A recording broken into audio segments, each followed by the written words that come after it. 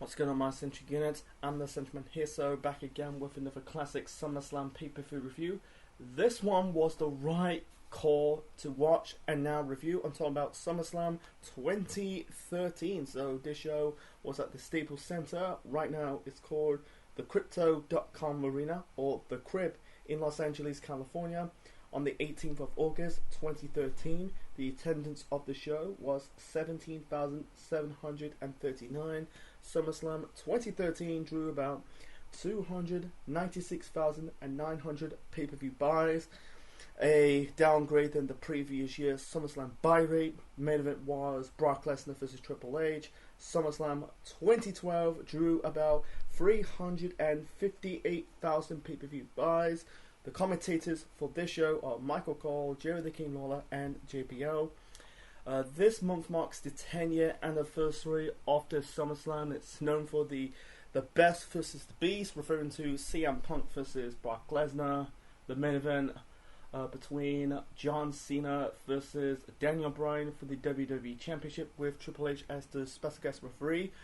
Also, we got a shock and predictable heel turn, and we'll get to that later on in this review. This is the final SummerSlam before the dawning of the WWE Network, because this is the final SummerSlam under the pay-per-view format, because the following year WWE launched the WWE Network, and the rest is history. And this was the second to last SummerSlam in Los Angeles at the Staples Center, because the next few years they did SummerSlam in Brooklyn, then one in Toronto, the Thunderdome, Las Vegas, and right now he's in at Ford Field, home of WrestleMania 23. So yeah, before we get to the matches on the show, I'm going to talk about the trailer for SummerSlam 2013.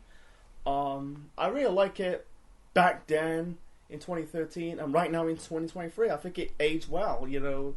Like, you got wrestlers doing what you do during the summertime, you know, going on the beach, camping, going to a fun fair / carnival, and you know, it's kind of like, I really like it. You know, I like they've done SummerSlam in Los Angeles, because it's got beaches, you know, it matched the theme. You know, if they'd done SummerSlam in, I don't know, in Indiana or Cleveland or some place in America with no beaches, no disrespect those places in America, I don't think it fits the vibe. You know, I think Los Angeles is the right call. I hope one day SummerSlam do it on an actual beach, you know, like Bash at the Beach 1995 standards, but who knows. So anyway, so I'm going to talk about the trailer. It's on the description on this video. Go and check it out. You had the Bellas playing volleyballs on the beach. It's a bit outdated, by the way. I'll get to that shortly. Daniel Bryan and Kane dressing up like scout leaders. Bryan was struggling to light up the campfires for his scouts, and Kane using his powers to light up the campfire. Bryan shouted no, because at this moment in time, Team Hell No is on the shelf, and they won't reunite again until 2018. That's another story for another time.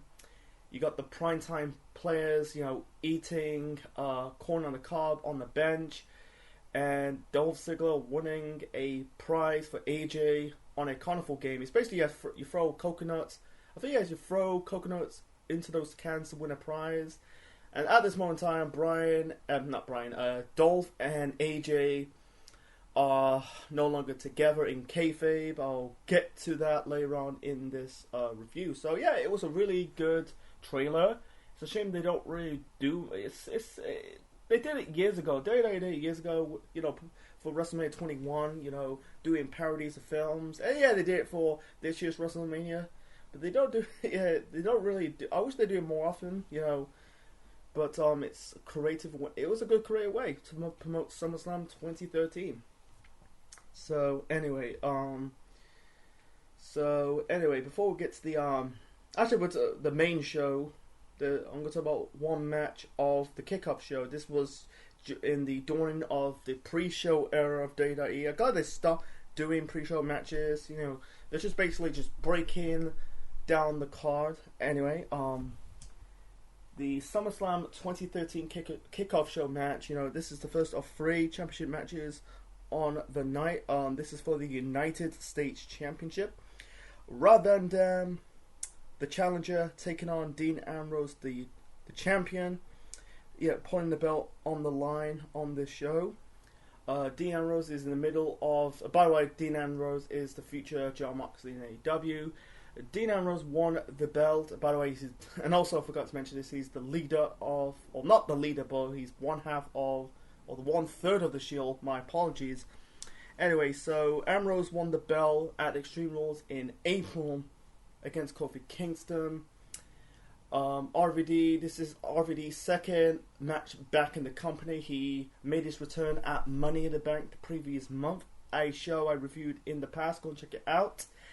Anyway, so it was okay, and yeah, 3 championship match on the show because you got I'm talking about right now, the United States title was on the line, the World Heavyweight Championship match was also on the line, and also the WWE title was also on the line. Reigns and Rollins were the tag team champions. They're not wrestling on this show. They did show up in this match. I'll get to that shortly. Curtis Axel, who's the Intercontinental Champion, is not on the show. And also you got AJ Lee, you know, who's the Divas Champion. She is not putting her belt on the line. She's in a mixed tag team match.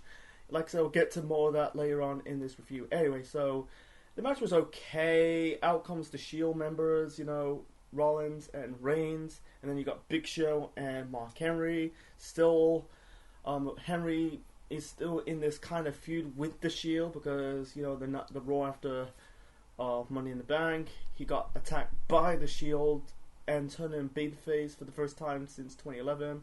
He spent most of 18 months as a heel doing the Hall of Pain gimmick. Anyway, so it was an okay match, not on the same level as Reigns Rollins taking on the Usos at Money in the Bank the previous month. That was gotta be the best pre-show match they ever done. Anyway, so RVD was about to win the title, but out comes Roman Reigns. Reigns hits RVD with the spear. That caused, I think he was going for the 5-star frog splash, but Reigns hit the spear. That caused disqualification, and that was it. For Henry, I think this rivalry with the Shield kind of dropped because he was written off due to a hamstring injury. He came back in, I think it was Survivor Series or Hell in a Cell. It's somewhere around October, November time. He came back, so with bald hair, you know, it's the last. I think it's this is the last pay-per-view appearance of Mark Henry with dreadlocks hair before he ended up shaving his head completely bald. RVD, this was the beginning of the end of RVD's time in the second run of the company. You know, he feuded with Alberto Del Rio for the World Heavyweight Championship in the autumn. He took some time off. I don't think he got hurt. Maybe he took some time off. Then, his first feud back was against Wade Barrett over the Intercontinental Championship.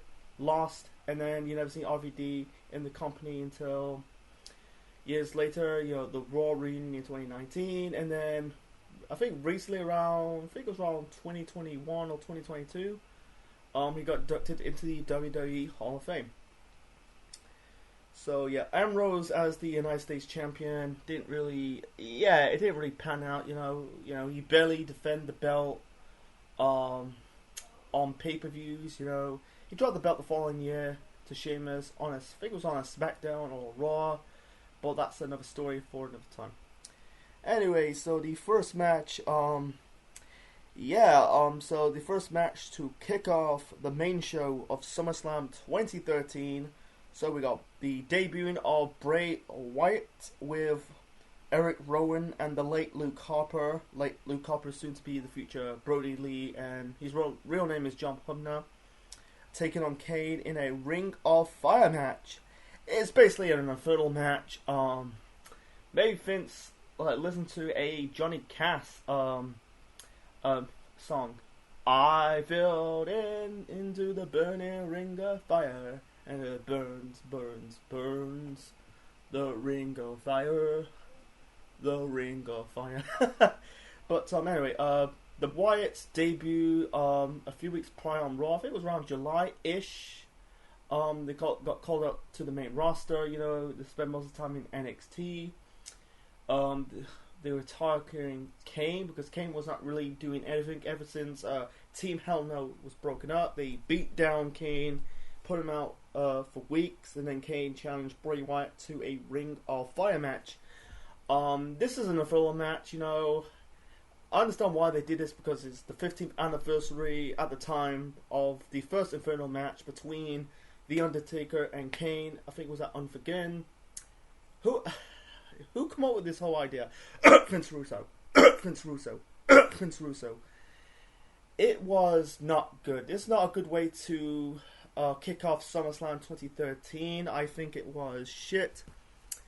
And yeah, they can't do nothing around it because it's surrounded by fires. Yeah, it's a spectacle. You know, every time Kane or Bray did some big power moves, the flames go up. You had Rowan and Harper trying to get into the ring. One more of the match, you had Harper grabbing a candlestick, and when the flames rose up again, the candlestick was on fire. You got firemen surrounded at ringside, your jerry cans or petrol cans. Anyway, so Rowan and Harper managed to get into the ring. I think he's trying to extend. I think they used like a fire extinguisher. And Kane is hitting like one or two, maybe I think he hit like two. He was going for like 3 choke slams onto Bray Wyatt, But I think they kind of pull out the fire. They pull out the fire with a black blanket, and then managed to get in the ring, attack Kane. And then Bray Wyatt hit the Sister Abigail. Actually, it wasn't really called the Sister Abigail yet.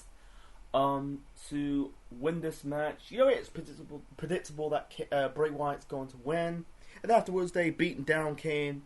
They used 2 steel steps and smashed Kane's skull.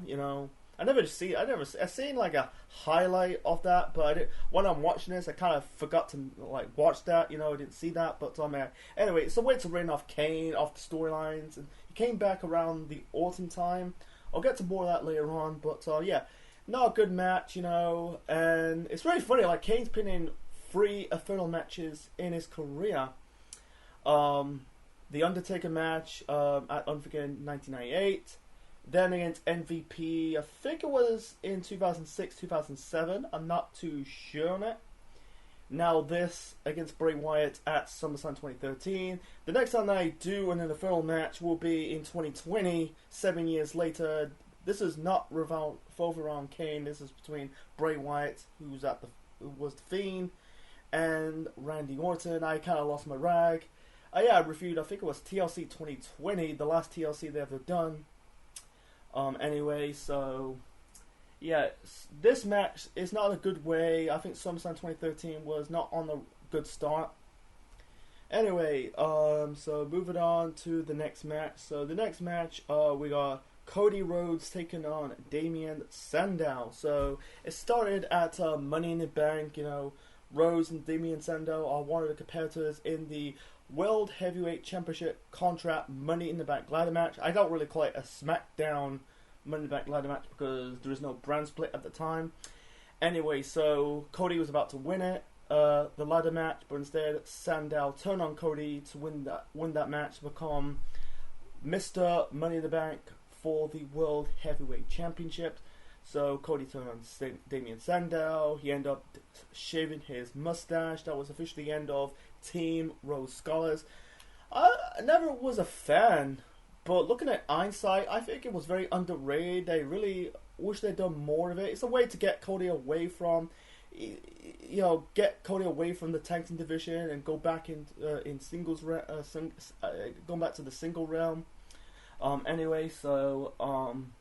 The build up to this, Cody stole Damien Sandow's World Heavyweight Championship contract briefcase, and throw the Money in the Bank briefcase into the Gulf of Mexico. Anyway, so Sandow came out, he cut a promo, said, brings up, famous duos, Sherlock Holmes and Dr. Watson and Batman and Robin. I'm gonna send Cody packing when he's belong to a family of circus clowns. And he said he ended it with Dumb and Dumber. It's funny that the following year we had the sequel to Dumb and Dumber 2. I seen it years ago, but one day I might review it for the channel. Anyway, the match between Rhodes and Damien Sandow, it was okay. It wasn't terrible. It was predictable that Cody's going to win.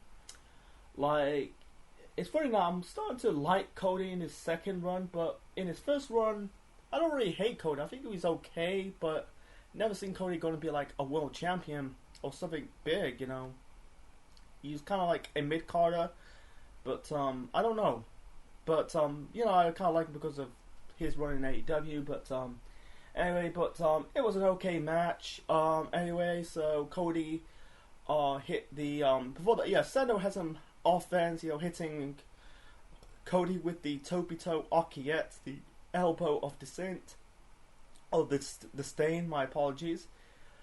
In the end, Cody hit Sandow with the crossroads for the win, and that was the end of this. Yeah, basically it was just a one-match feud between Rhodes and Sandow. I think like in the build-up, and also forgot to mention the build-up to this, Rhodes cost Sandow a match against Randy Orton, helping his former Legacy member winning. Anyway, so yeah, it was the end of the Team Rhodes Galas. You know, Cody. Actually, we'll get to the aftermath in the end. Anyway, so okay match. The first two matches were a bit rough of the edges, so let's move on to the next match. So the next match, this is the second of 3 championship matches on the show, and this is for the World Heavyweight Championship. So we got Alberto Del Rio defending the belt against Captain Charisma Christian. Del Rio's in his second run as the World Heavyweight Champion, winning the belt against Dolph Ziggler at Payback. I shall reviewed in the past, go and check it out. So Christian won I think it was a triple threat match on SmackDown to get a shot at the World Heavyweight Champion at SummerSlam against RVD and Randy Orton. They did this video hype package of Christian, you know, his highlight reel of his career, you know, winning TLC matches, winning the ECW title, the Intercontinental title 4 times, and then the big gold belt, you know, in 2011. I think it was kind of like speculating that maybe this match against Del Rio was Christian's last match, you know, but I'll get to more of that later on. Anyway, so I forgot to mention this, you know. Del Rio told Lillian Garcia, the ring announcer, to introduce him in Spanish, because the reason why, because I thought it was during Del Rio's match feud with RVD that, you know, he turned on Ricardo Rodriguez. I thought that was during Del Rio's feud with RVD, but that's not the case. That was the build up to his match against Christian. He turned on Ricardo Rodriguez, his personal ring announcer. I might review. I'll go more in details of it with one day I might review Night of Champions 2013 or Battleground 2013. It's like a future classic WWE pay-per-view review for another time. Anyway, so Del Rio had a black eye. The announcers, you know, the commentator says like, it was due to Christian's kill switch, but in reality, I've done my research on it. I'm gonna say it right now. The reason why Del Rio suffered a black eye because he got in an altercation with a fan, and I think it was the day before the show, and then Drew McIntyre came to the rescue.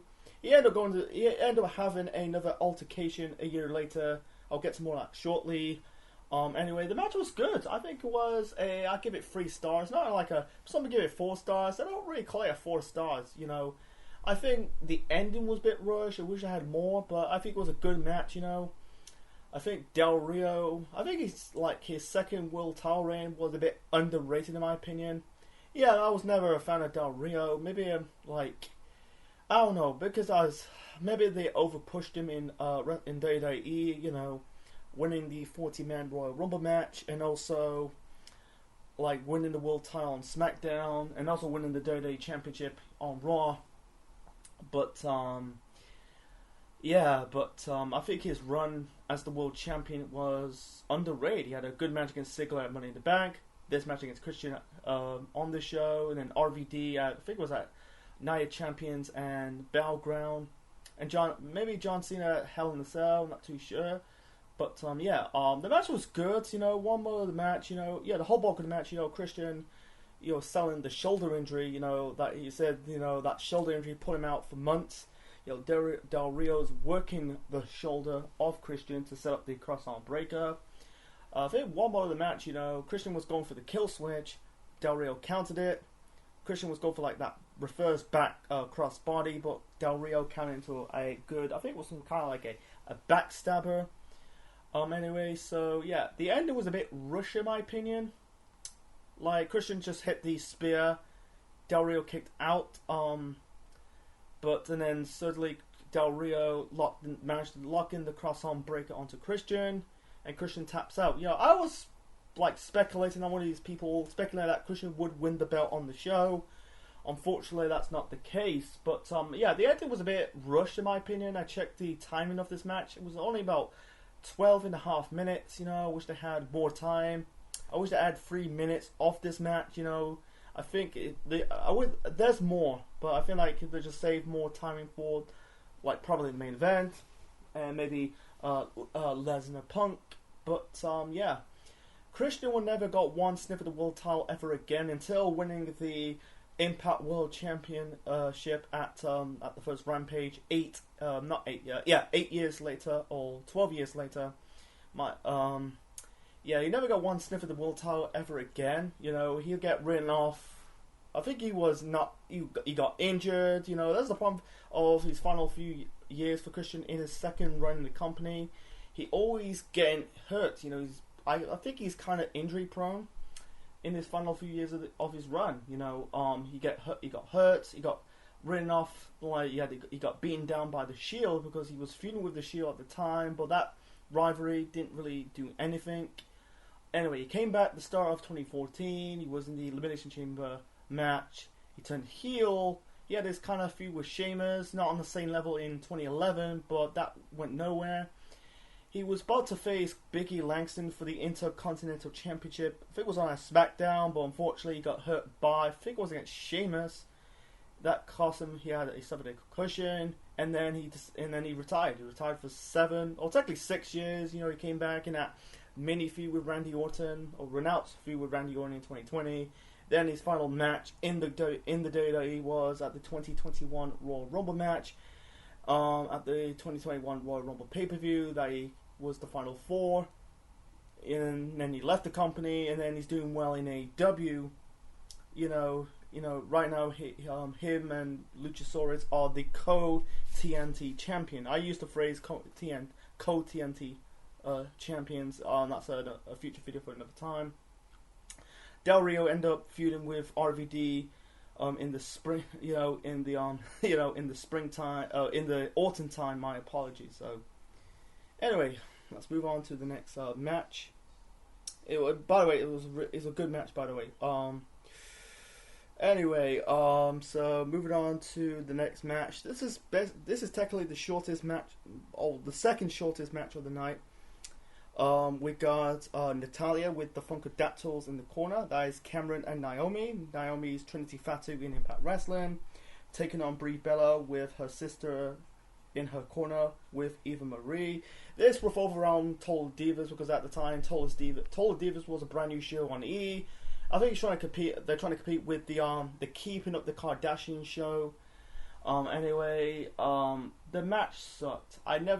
Brie was never a good worker, never has been. The most notable botch in her run was against Liv Morgan in 2018. Another story, another time. I won't talk about it in this video, but he didn't botch, but it was a piss break bathroom match. This is still in the dark time of women's wrestling. So the fans were chanting random stuff. Say it's on the same level as the Raw after Mania 29, but yeah, they're just kind of like disengaged off this match. You got the Funkadactyls, beating down Nikki and Eva Marie. Natalya made Brie Bella tap out with the sharpshooter, and that was it. So yeah, it was just a piss break match. No build up to this. Yeah, Maria Menounos showed up before this match. Said like she had beef with the Bellas because praised Natalia. Went nowhere because she competed in a match with the Bellas in a tag team match with Natalia. That was the Axes on SummerSlam weekend. So moving on to the next match. Oh boy, this is really good, man. We got the Best versus the Beast. CM Punk versus Brock Lesnar with Paul Heyman in the corner of Lesnar. So it started when Punk came back to the came back after his hiatus after his match against The Undertaker at WrestleMania 29, he fought against Chris Jericho at Payback. Then the Raw after Payback, Lesnar showed up. Punk had that puzzle look in his face, why he's there. Lesnar hit Punk with the F5, and then fast forward months later at Money in the Bank, Paul Heyman turned on CM Punk.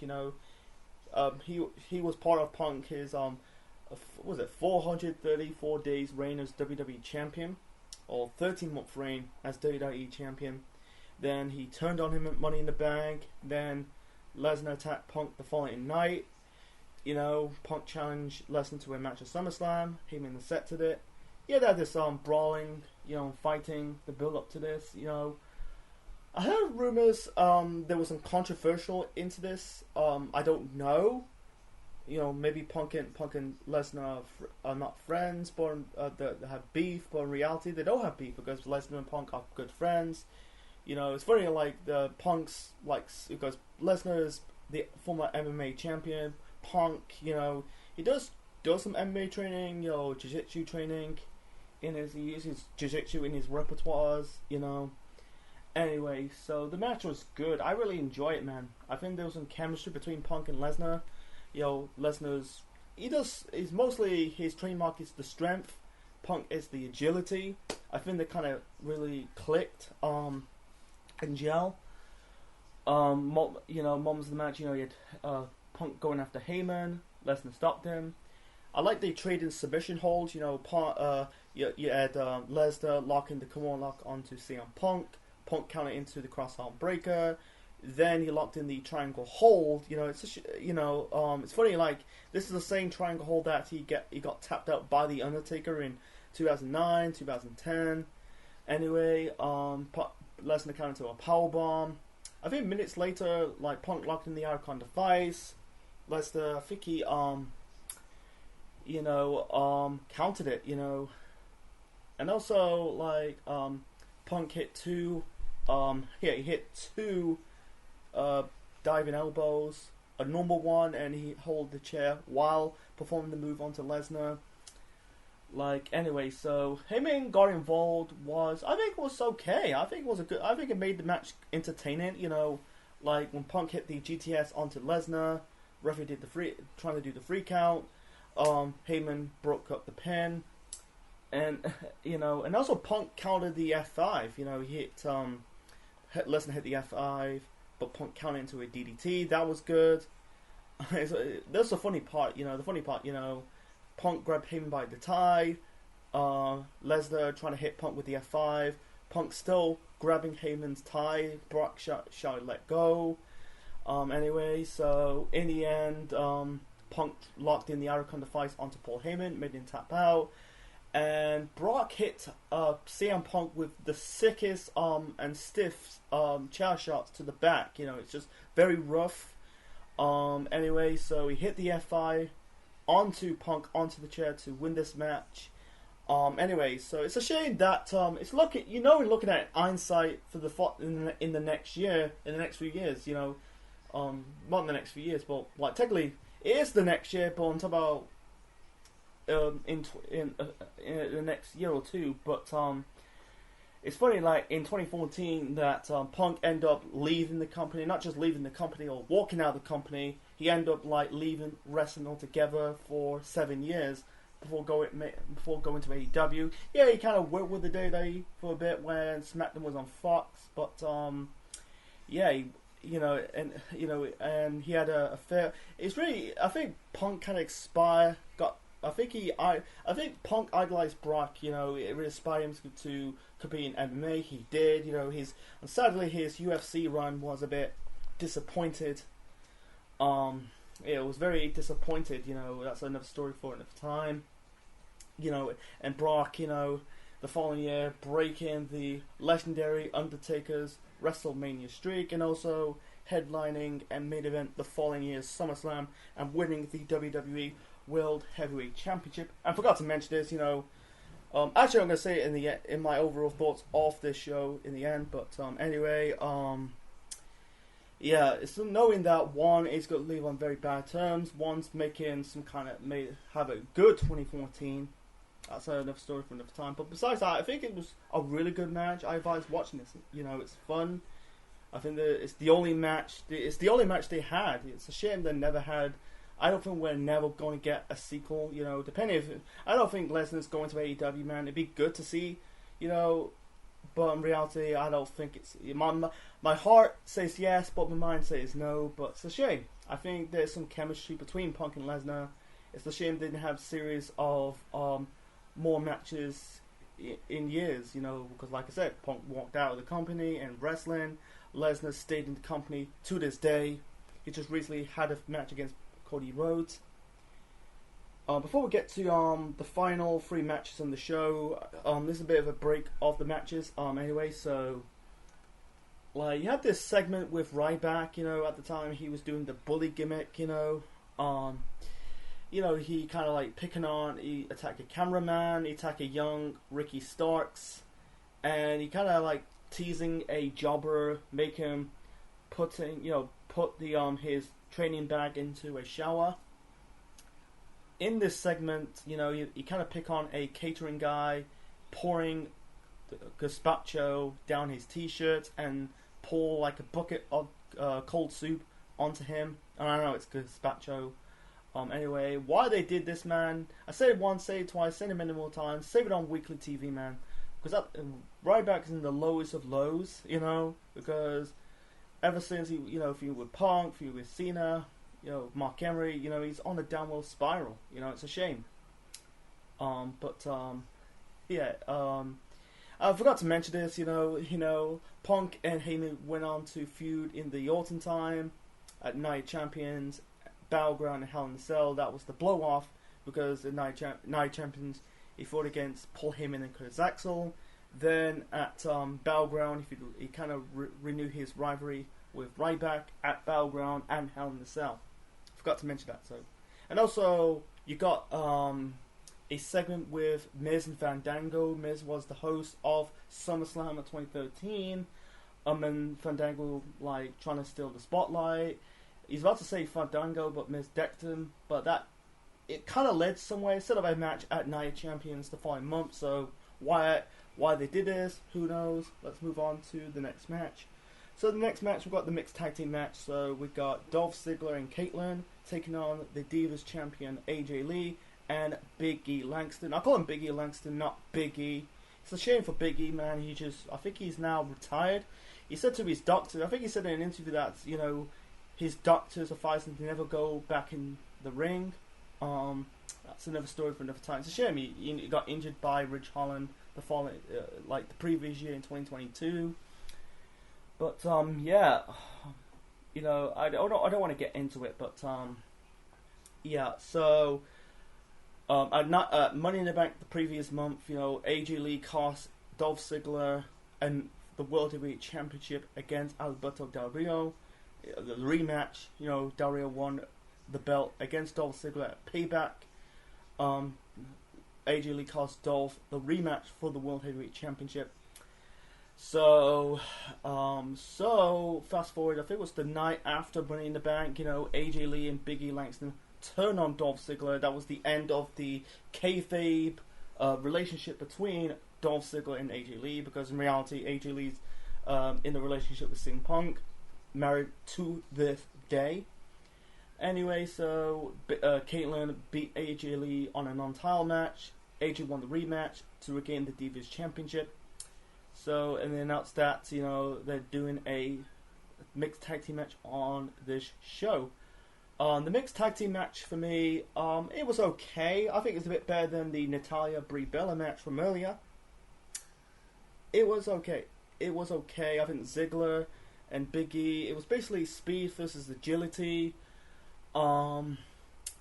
It's just it's speed versus agility. You know, Ziggler's the speed with the speed and agility. Big E Langston with the strength. AJ in the ring. It's been ages since I watched an AJ Lee match.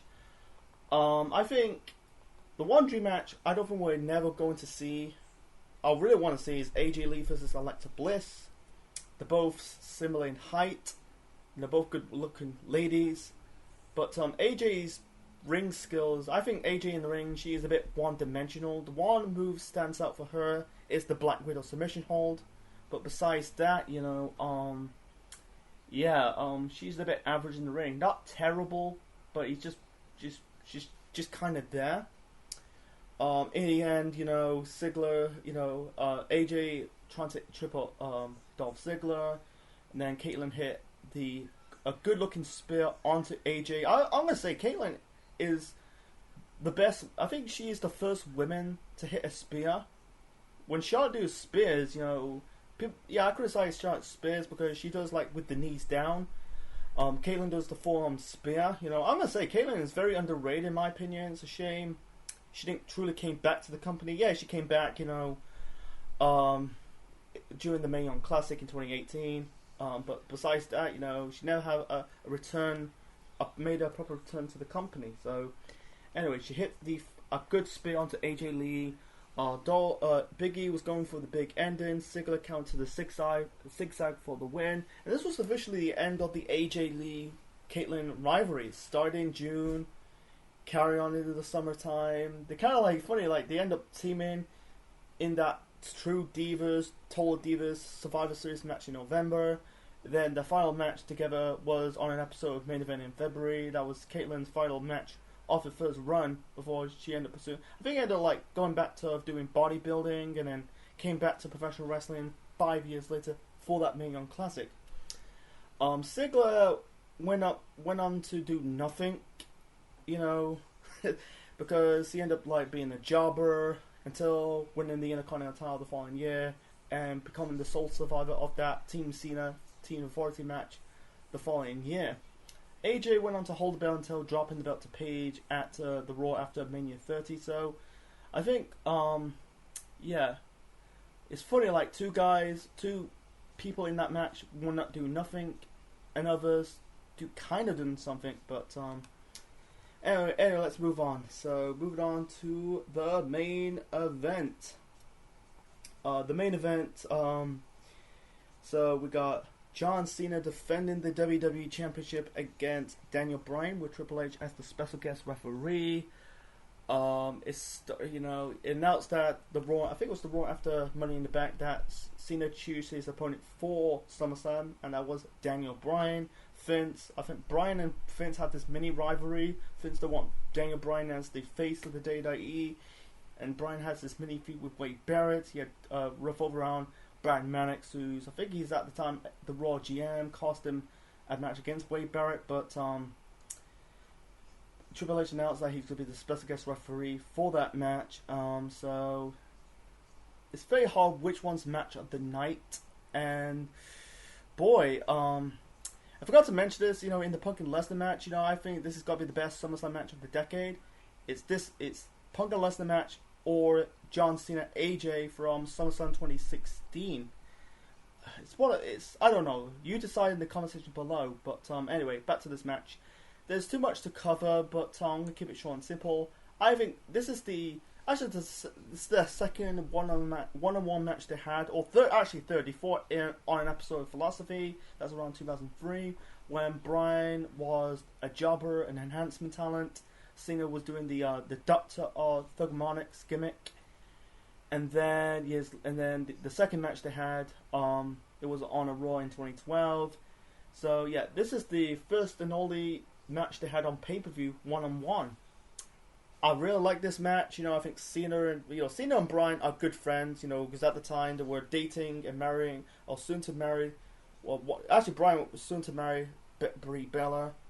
and have a kid called Birdie. But at the time, Cena was in his relationship with Nikki Bella.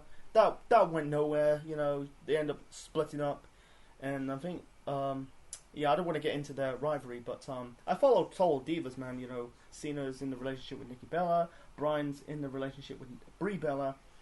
Anyway, you can tell like Cena and Bryan are friends. You know, Cena was wearing an elbow pad because it was announced that the following night on Raw he torn his tricep, and we'll get to more of that later on. Or at the end, but anyway, so the match was really good. You know, both Cena and Bryan traded some submission holds. You know, Cena with the STF, Bryan with the label lock. You know, I think this is Bryan's first world title match since Money in the Bank of the previous year. You know, because before that, after that, he ended up like relegated into the tag team division with Kane, done well, and this is him. It's elevated back into the world title picture. Anyway, so Bryan locking the label lock. You know, one more in the match. You know, it's funny. They were like, I think Bryan was trying to suplex Cena off the steel steps outside the ring, but Cena countered it. You know, the fans were booing Cena, trying to use "Still sucks." Let's go Cena. Cena sucks. And also they were doing a duo chant. Let's go Cena. Daniel Bryan. Anyway, so. Yeah, it's like good chemistry. I think one more of the match, you know, Cena. I think Bryan was going for I think it was a Hurricane Rana, but Cena counted it and he counted into the STF. That is very impressive. And I don't think Cena managed to hit the FU onto Daniel Bryan. Bryan counted Cena's FU twice. The first time, I think he got out. The second time, he counted into the small package. That is very impressive, you know. He did work on the injured elbow of John Cena. There was a medical doctor, and he tell Triple H, you know, I'm fine.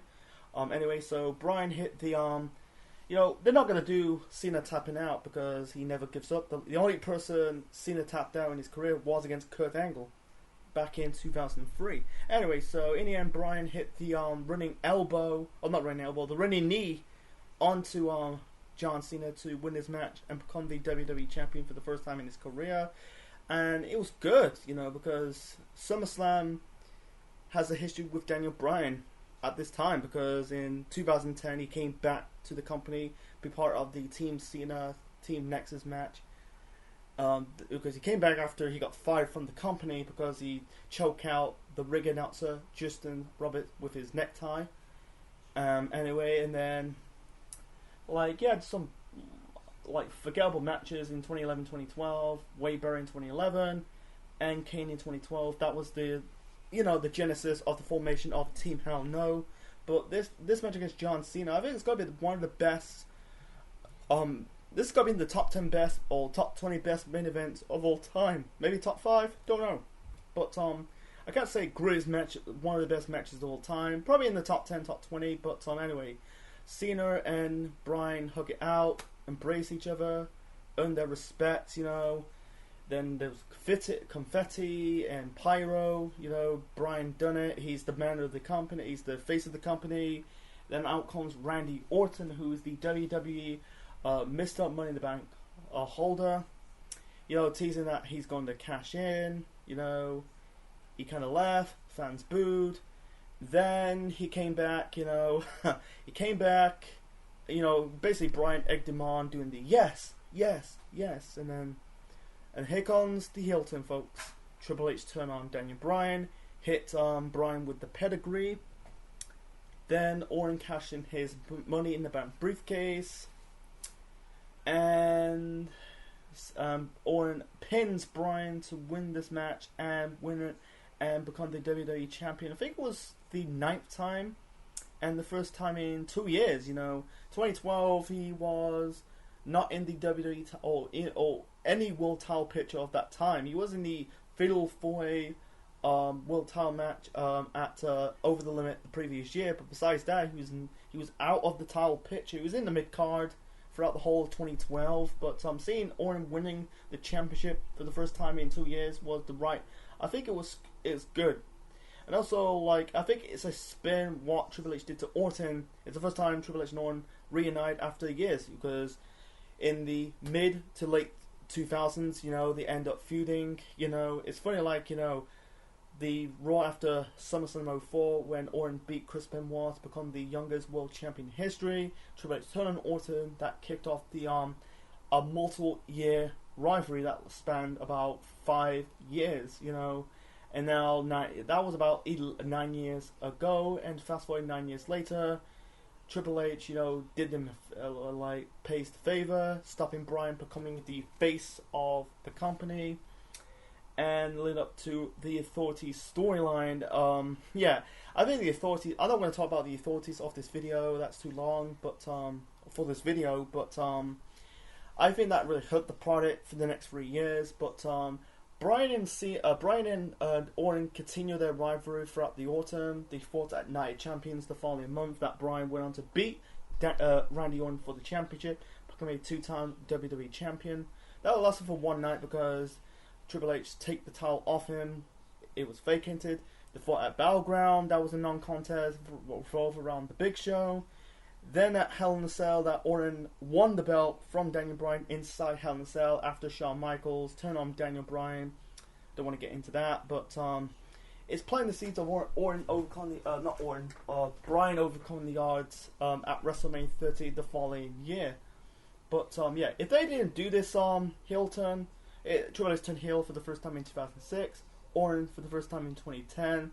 If they didn't do the heel turn, I think it was a good way to end SummerSlam 2013 with the pyro and the confetti. I wish they'd done it the next night on Raw, but who knows? But I think doing this heel turn was the right call. You know, Cena took some time off. He came back in October, and then he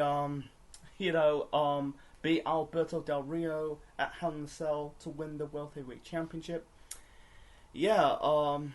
So yeah, that's the aftermath, and also Orton was also feuding with Cody at the time. That's another story for another time.